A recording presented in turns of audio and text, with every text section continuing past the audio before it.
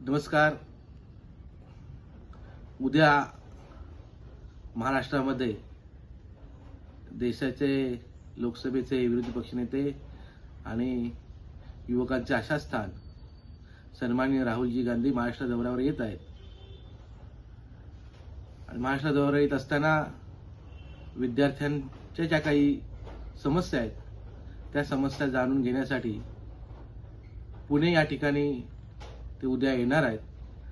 आणि असं असताना छात्रों की गूंज हा कार्यक्रम त्या ठिकाणी आहे. आणि या कार्यक्रमासाठी जिल्ह्याभरातून बरेचसे विद्यार्थी त्या ठिकाणी सहभागी होणार आहेत आणि त्या ठिकाणी आपल्या समस्या ते मांडतीलच.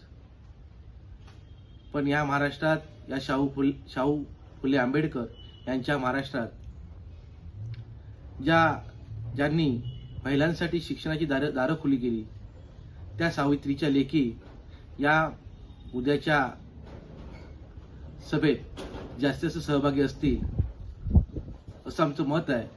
आणि आम्ही तुमच्या या पत्रकाच्या माध्यमातून मी विनंती करतो जिल्ह्यातील सर्व युवतींना अर्थात सावित्रीच्या लेकींना की आपण त्या सभेत त्या ठिकाणी सहभागी व्हा.